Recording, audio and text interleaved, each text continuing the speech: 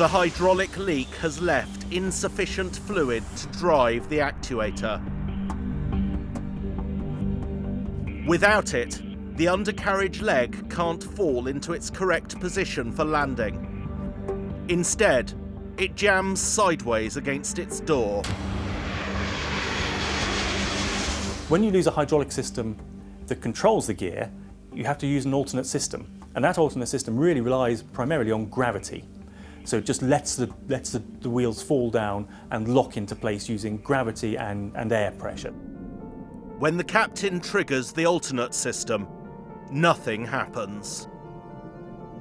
This must have been a bit worrying because it's not something you practice for and you're not quite sure what the aeroplane's going to do. The flight crew would definitely be concerned that they have a problem with their landing gear. If ever a flight crew member feels that one of their landing gear legs isn't down in the correct position, it's a big concern. The captain has no option. He must land the plane at Gatwick with only 3 of the 4 main landing gear. Centre of gravity is really important from a pilot's point of view, and that's because the aircraft has to be weighted so that you can control it at all times. The centre of gravity is the point over which an aircraft balances to remain in an upright position. In a normal landing, to ensure the plane touches down in the correct position, the weight the aircraft is carrying must be evenly spread throughout the fuselage.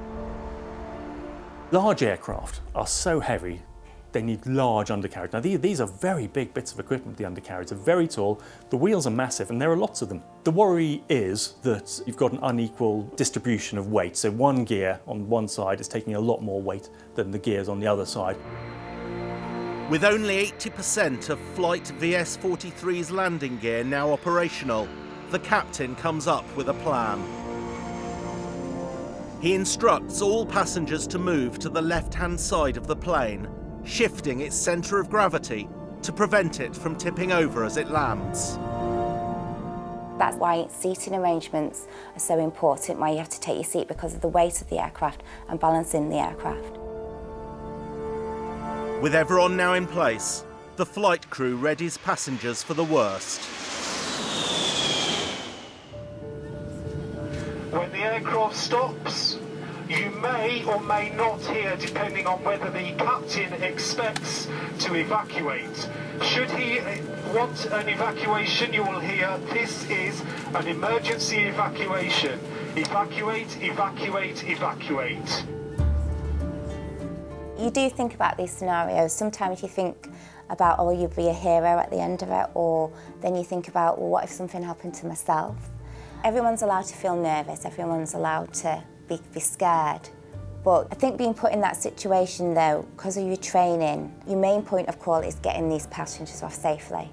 I think that just kicks into you straight away. You must look at your exits now. Your nearest could be behind you.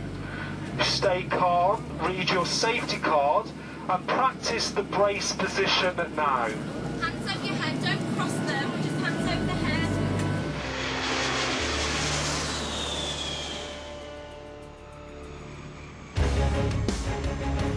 Lead 7 tower behind the landing 747 enter 26 left at Mike behind. Leader 2, fire 2 plus 1 behind landing 747 short front enter 26 left at Charlie behind. Fire 6 behind landing 747 enter 26 left at Delta behind. Fire 6 behind landing 747. Fire 3 plus 1 position 26 left once the boat traffic has come to a stop wherever that may be.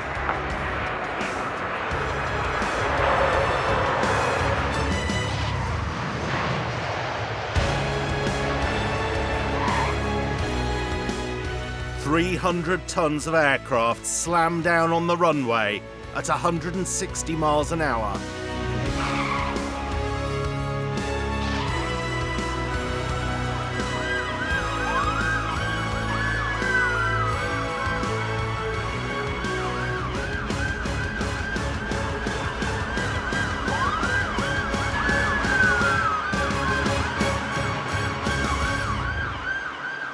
The 747 finally comes to a halt, leaning heavily to one side. runway 26, success, closed at time 15:46.